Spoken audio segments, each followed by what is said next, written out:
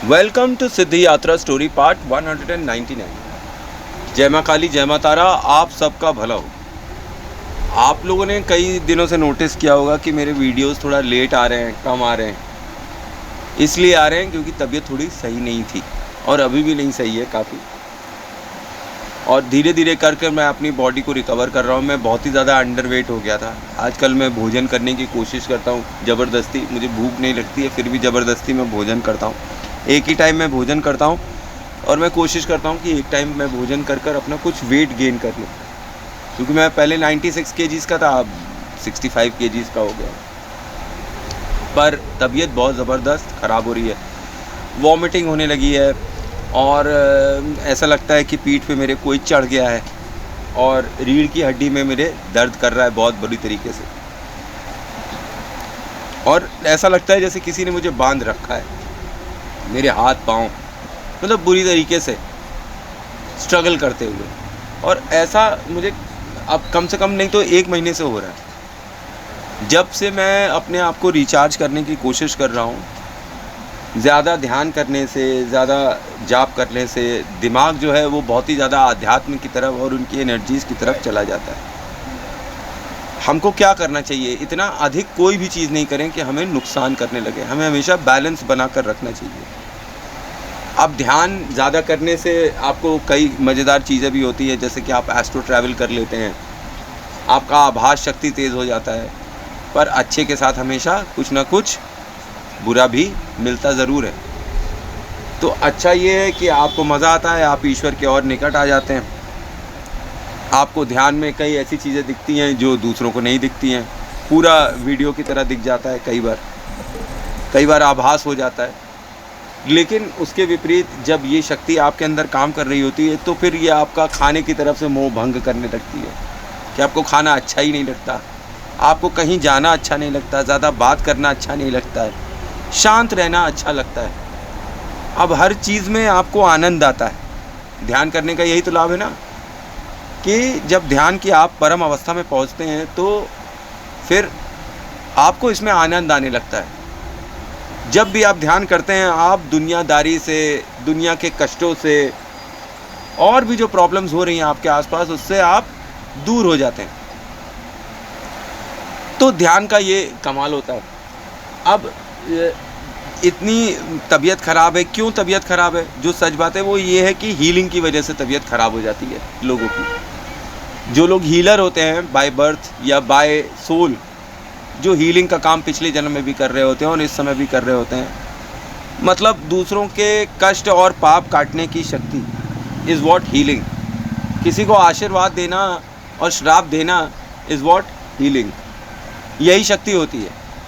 पर इसको करने से, इसको बार बार प्रैक्टिस करने से आपका जो बॉडी होता है ना, स्ट्रक्चर, वो जो तगड़ा हट्टा कट्टा होता है वो पतला दुबला होने लगता है, क्योंकि फिर आप मानसिक लेवल पर बहुत ऊंचे हो जाते हैं और शारीरिक लेवल पर बहुत नीचे हो जाते हैं। सिमिलरली जैसे कि आप आध्यात्म की लाइन में बहुत आगे चले जाते हैं और जो दुनियादारी है उसकी लाइन में आप पीछे चले जाते हैं। पर जब आप अपनी ये आध्यात्म की जर्नी कर रहे हों और ऐसा समय आ जाए कि आप की बॉडी आपका साथ ना देने लगे, तो आपको काम ये करना चाहिए कि पूजा पाठ थोड़ी सी कम कर देनी चाहिए और अपनी बॉडी को हील करना, मतलब उसको भोजन देना, ये सब उसका केयर करना चाहिए। आखिर जब तक हम लोग इस जीवन को जी रहे हैं, इस दुनिया में जी रहे हैं, तो हमें हेल्दी होकर जीना चाहिए और अनहेल्दी चीज़ों से दूर रहना चाहिए। पर कई बार ये होता है कि अगर आप ज़्यादा सेब खा लें तो सेब के भी नेगेटिव इफ़ेक्ट हो जाते हैं। पर an apple a day keeps a doctor away, ये भी होता है। एक एप्पल खाएंगे तो डॉक्टर नहीं आएगा, लेकिन 20 एप्पल एक दिन में खाने लगेंगे तो डॉक्टर ज़रूर आ जाएगा। किसी न किसी कोई बीमारी में आप फंस जाएंगे। तो कहने का ये अर्थ है कि जो ध्यान है उसके अंदर एक ऐसा पॉइंट आएगा आपके, जो चक्र हीलिंग के मैंने अभी वीडियोस डाले हुए हैं, ये इसी हीलिंग के ही एक्सटेंशन का वीडियो है। कि मैं आपको ये बताऊं कि जब आप ध्यान करते हैं तो आपकी 3 नाड़ियाँ होती हैं, इंगला, पिंगला और सुषमा, ठीक है? तो जो लेफ़्ट वाली होती है वो ठंडी होती है, राइट वाली जो होती है गर्म होती है। आपको हमेशा ये चीज़ याद रखनी चाहिए, हमेशा इस चीज़ को बहुत ध्यान से याद कर लीजिएगा। भक्ति, जप, तप, ये सब इन्हीं का ही पार्ट है। सांसों का ही पार्ट है। आप किस नाक से सांस ले रहे हैं और आपकी बॉडी को क्या चाहिए, ये आप खुद ही प्रैक्टिस कर कर देख सकते हैं कि अगर आपने लेफ़्ट नाक से सांस लेना स्टार्ट किया तो आपके बॉडी में ठंडक आना स्टार्ट हो जाएगी, ठंडी हो जाएगी बॉडी। बाहर बहुत गर्मी है, आप राइट और नोज़ को दबाकर लेफ़्ट से सांस लेना स्टार्ट करिए, काफ़ी राहत मिलेगी। उसी प्रकार से जो राइट होती है वो गर्म होती है, तो मतलब अगर आप लेफ़्ट को बंद कर कर सर्दियों में राइट से थोड़ी देर भी सांस लेंगे तो बॉडी के अंदर हीट जनरेट होती नज़र आती है।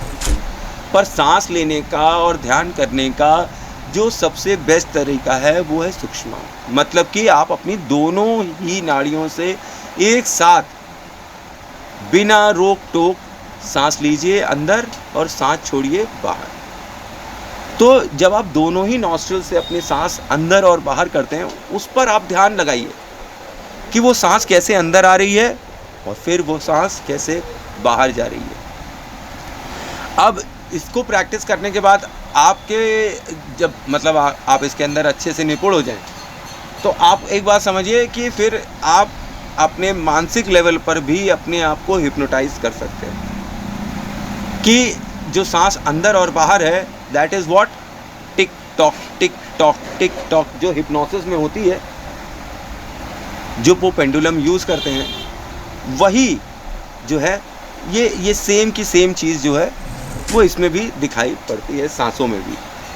अब जैसे अगर आप ध्यान कर रहे हैं और आपने अपना ध्यान जो है केंद्रित कर दिया है, कहाँ कर दिया है, थर्ड आई पे केंद्रित करा हुआ है, तो जब आप सांस ले रहे हैं अंदर और बाहर, तो एक बार एक जो लाइट होगी वो थोड़ी डार्क हो जाएगी। जब फिर आप लेंगे बाहर, अंदर बाहर करेंगे, dim light dim light dim light, ऐसा आपको आपकी थर्ड आई पे दिखाई पड़ने लगेगा। ये जो प्रोसेस है, इसको बार बार प्रैक्टिस करने पर ही आपकी थर्ड आई जनरेट होगी।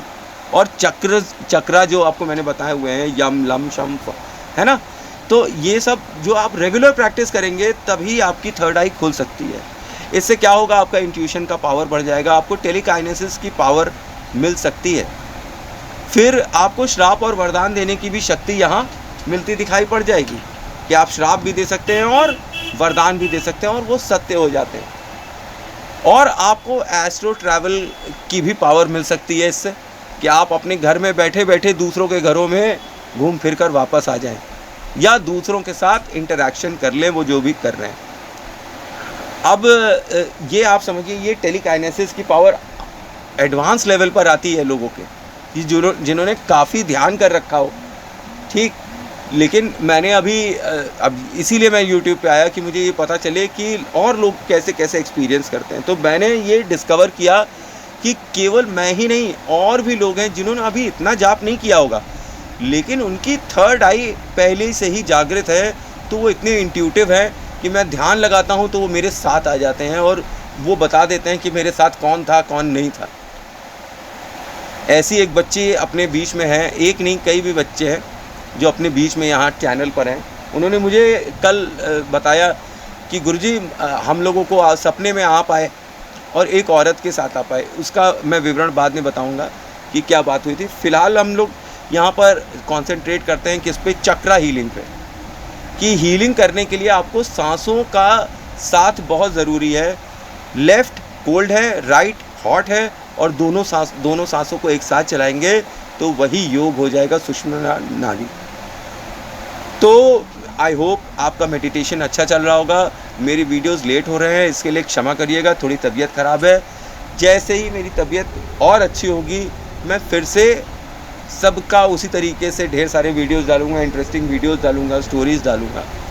पर फ़िलहाल के लिए मैं पाकिस्तान की एक सीरीज़ चला रहा हूँ, पाकिस्तान नाम के एक नेटिव की जो इस्लामाबाद में पैदा हुआ है, उसको देखना मत भूलिएगा। उससे आप कुंडली विवेचना के बारे में काफ़ी हद तक समझ सकते हैं। और हम पाकिस्तान की काफ़ी चीज़ें डिस्कस करेंगे उन वीडियोज़ में, कि 1965 में क्या हुआ, 1962 में क्या हुआ, 1947 में क्या हुआ, 71 में क्या हुआ, 1999 में क्या हुआ, कारगिल में क्या हुआ। ये सब चीज़ें हम उससे काफ़ी हद तक देख सकते हैं। और जो कुंडली बनी हुई है वो आप बिलीव करिए कि काफ़ी हद तक पाकिस्तान के ऊपर फिट बैठती है। तो उसको देखना मत भूलिएगा, उससे आपको काफ़ी ज्ञान मिलेगा बाकी जब आप ध्यान करते हैं, ठीक, जैसे मैंने आपको चक्रा हीलिंग में बता रखा है, तो आप अपनी दोनों नॉस्ट्रल्स का यूज़ करिए स्वर ध्यान में भी। मतलब अगर आप सुन भी रहे हैं मेरा वीडियो, मेरे मंत्र सुन भी रहे हैं रेगुलरली लगाकर, तो आप दोनों ही नाकों का, दोनों नॉस्ट्रल्स का इस्तेमाल करिए सांस लेने के लिए, अंदर और बाहर। और ये एक रिदम की तरह करिए, ठीक, अनइवन नहीं होना चाहिए, रिदम की तरह। जितना टिक है उतना टॉक होना चाहिए। इससे आपकी टेलीकाइनेसिस की पावर 100% बढ़ती दिखाई पड़ती है। फिर आपको बिना फ़ोन किए, बिना देखे लोगों से बात करने की शक्ति मिलने से कोई चीज़ रोक नहीं सकती है। तो थैंक्स फॉर वॉचिंग। जय मां काली, जय मां तारा, आप सबका भला हो।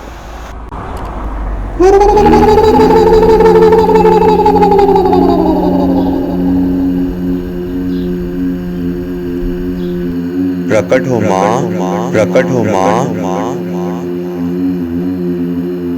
प्रकट हो माँ, प्रकट हो माँ।